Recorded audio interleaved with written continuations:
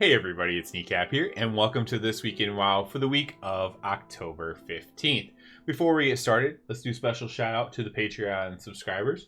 Patreon subscribers Mark Casillas, Rep Pally Rocks, Nick Rada, and Peter Burnham. Thank you guys so much for the support. I appreciate it so much. And now, let's hop in and talk about what's going on in game this week. The Mythic Plus fixes for this week, the Xal'atath bargain, if you will, for this week, should be back to the very first one. This is assuming that they're just going to go in the same order over and over again. If you don't remember, the very first week of Mythic Plus, it was Ascendant, which is the one where you have to disrupt the orbs that come out. So 10 orbs will come out. For Retribution Paladins, for example, we can use our Blinding Light ability to AoE disrupt them. You can also single target interrupt them. I believe you can probably stun them as well, but you just want to interrupt as many of these as possible. And obviously an AoE interrupt is the best way to do this. There's a lot of classes that do it a lot better than Paladins, but you want to use like an AoE interrupt, disrupt all these orbs, and get the buff from doing so. So we should, then that's assuming that of course it's going to just go in the same order. It very well couldn't. We have no idea yet. But if it does, then it'll be Ascendant. It'll be the disrupt the orbs one, which should have been the one from the first week. I went back and looked to make sure it was the week of September 17th, which should literally be a month ago. And so it should be that one. So hopefully that's true. Let's go ahead and talk about what else is going on this week. We do have PvP Brawl Packed House going on. If you're farming honor, still need some honor. It's a lot easier to get gear. If you've been playing, you probably don't need honor, but maybe you haven't been playing that much. We also have the War Within Dungeon event. Maybe I'll do this on one of my alts or something. This is always a good event to do. It's like a free piece of gear. However, if you play the game at a pretty high level, you outgear this event pretty quickly. But it's usually a pretty good event for alts, even if you do kind of play the game at a bit of a higher level. Other than that, there's not a ton of stuff going on this week.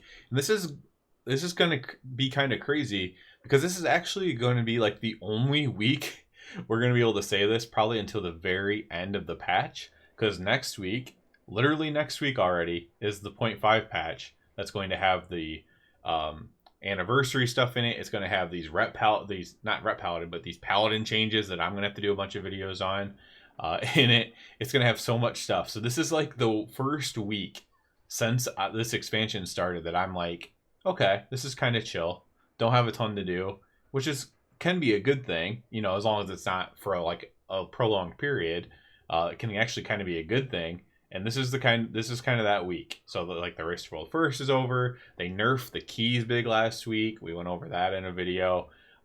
Basically, so the really high key pushers, they were stuck at 12s, maybe a 13. Now they're doing like 16s and stuff, and they're having a lot more fun. So like that happened. And so we're kind of like in raid farm territory. For my guild, of course, for Mythic, we're still progging.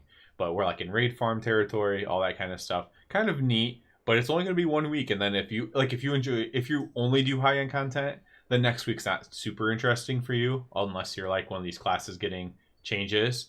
But if you're just a regular WoW player, like even me, right? I do both. I do the casual stuff and I do some of the higher end stuff. And for me, I'm very excited for next week's patch. So that'll be coming out next week, and it's just kind of crazy that we're in that spot where right now, at least, we have 1 week between having a lot to do and like not having a lot to do. That feels a little bit crazy to me, but in a good way, because I mean, again, having a lot of fun doing all this stuff in general. Speaking of the raid, slightly there, I just talked a little bit about raid progression and stuff. There is for the raid, if you do the raid on any difficulty, the accruing damage and healing and health or whatever. I don't know what all the impacts are, but I know it's damage and healing for sure. Increase of damage and healing in the raid, that's going to start this week as well. So if you even do Raid Finder, you might notice that you have this currency. I can show you, because if you don't follow this very much, you might not even notice. But if you did all the bosses, or you did some of the bosses on Mythic, you have this finery, this Nerub finery. It's like my 4th currency down. I don't know. I think that's probably where it would be for you. But 4th thing on the currency, Nerub finery. 8 of 8. You get 8 of this per week, and you need 16 of it to turn in and get the buff. So, so 8 this first week, couldn't turn it in. 8 this next week, turn it in, get the buff. I know for me, because I want to prog with my guild and, do the best we can do. I'll probably go into Raid Finder and try to get all 8 before raid even starts. You know, unless for some reason there's going to be some people on early before raid and want to like run through normal or something really quick and do it then. But yeah, I'll probably try to get this done. That way we can just have as easy a fast reclear into Prague as we possibly can. 3% extra plus vaults and stuff like that is always a good thing. So that's this week as well. So this is a stacking buff every couple weeks, and eventually, you know, this is going to be, I can't remember what the cap is on it, but it's like, I assume it's probably gonna, I can't remember what it is. I don't want to say, but I think I remember seeing it's at least 15%, but maybe people don't even know what the cap is on it. But we'll have this buff, and it should make the raid a lot easier.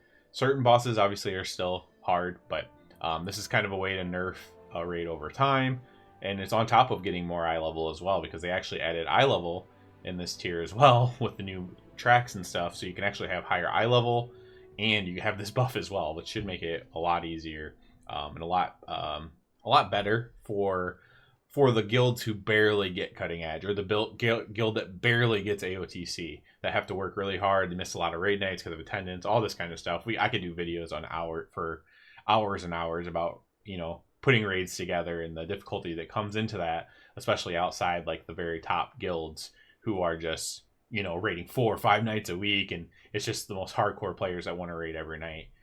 There's people who want to raid but can't raid that much, you know, and for those guilds it's a little bit more rough. So not everybody likes this, but I do think it's a net good thing, and it's the right direction to go, and so I'm pretty happy about that. So that'll be this week as well, coming out.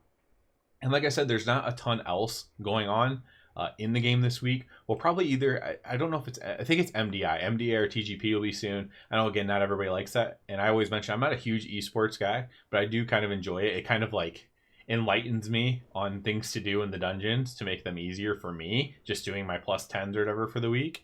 And, you know, kind of like, oh, if I do this, that makes this pull a lot easier. So I do like to take little tips from it personally. I use it almost as like a guide. And obviously, my pug group isn't going to be able to execute an MDI strategy, but it can give you individually, you know, some tips and tricks to do that could probably make your runs go a lot better and, you know, a lot cleaner and stuff like that, at least in most ways. So, yeah. So that I don't know if that's this weekend, but that should be very, very soon. Something that I've been keeping an eye out waiting for as well. So yeah, I'm trying to think if there's anything else to talk about. I know I'll have another vault video coming out today.